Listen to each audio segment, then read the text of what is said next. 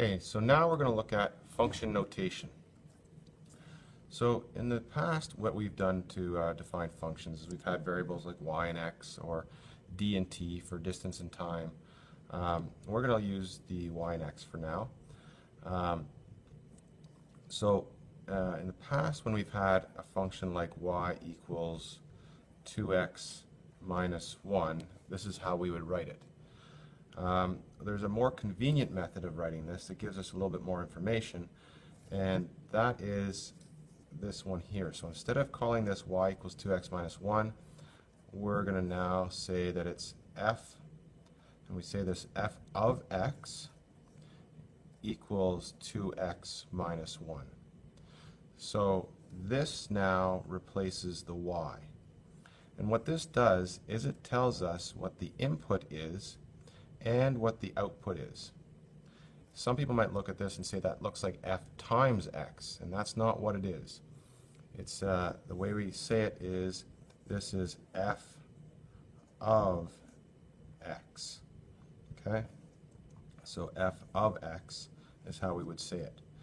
Now how does this work? Well, before, if we wanted to evaluate this function at, say, x equal to 3, we would just say that y equals 2 times 3 minus 1. We would sub in 3 for x, and that would give us a value of 6 minus 1, which is 5, and y equals 5.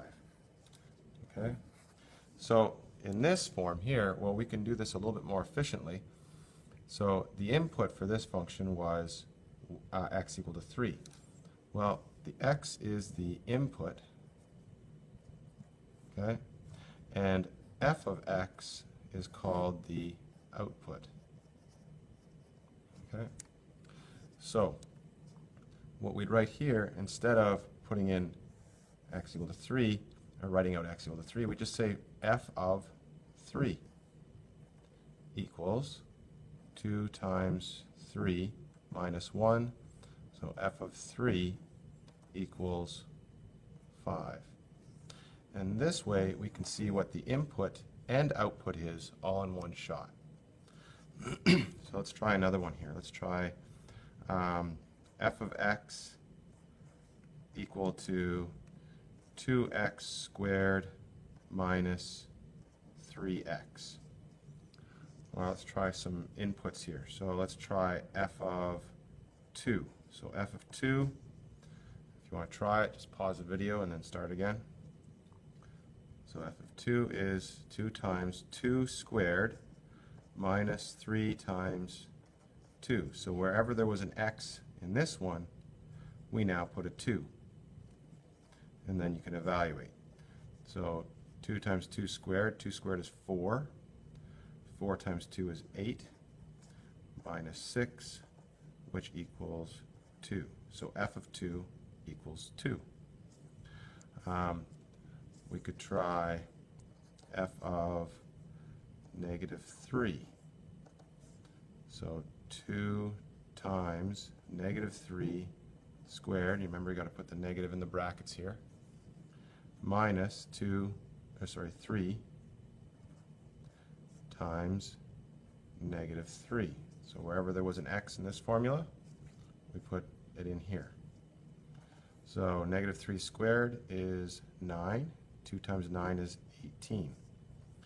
Minus 3 times negative 3 is going to be plus 9, and that gives us 27.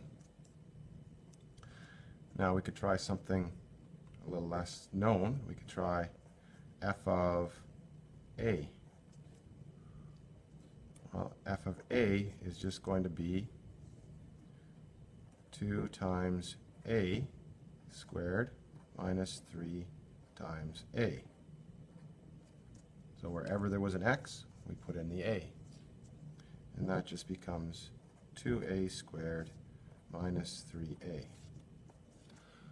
Or we could get a little bit more complex. We could say, what about f of, how about c minus 2? Okay, so f of c minus 2, well, wherever there was an x, I'm now putting in a c minus 2. So you go 2, c minus 2 squared, because that's what the x was, minus 3 times c minus 2. And then you could expand that all out and simplify, get something in terms of c.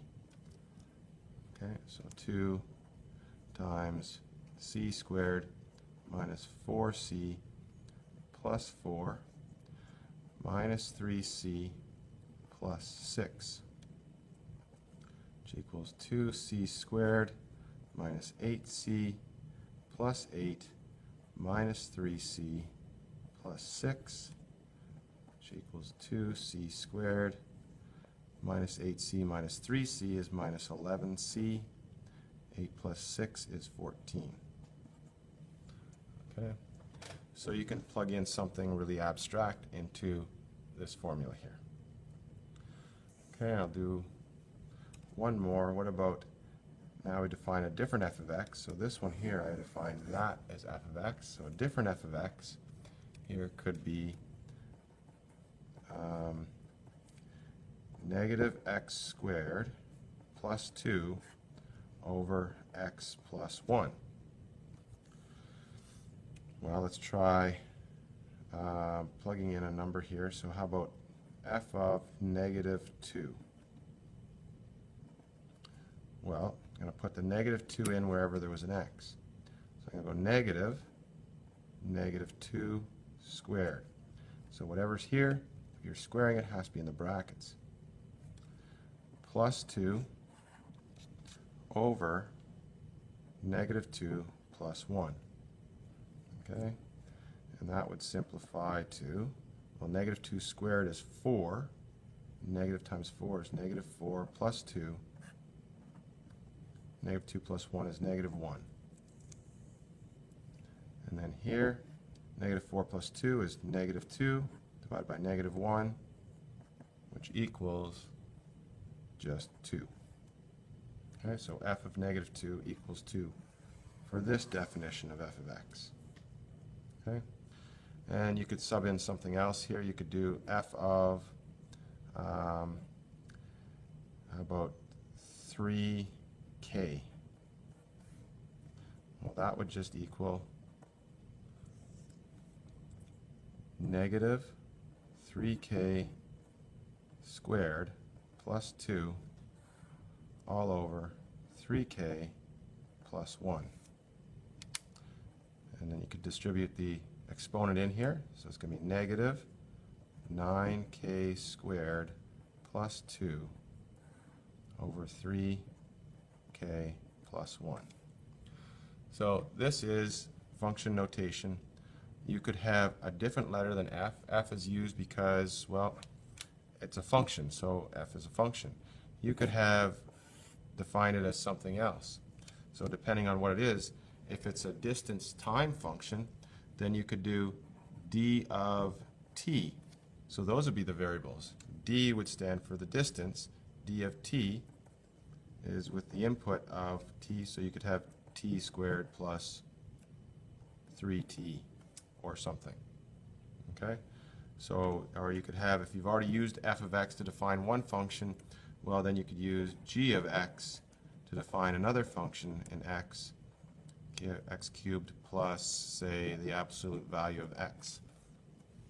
Okay, so it's just that you need these brackets afterwards to show the input. And again, this is not g times x or d times t, it's g where the input is x. Okay, and that's it for function notation.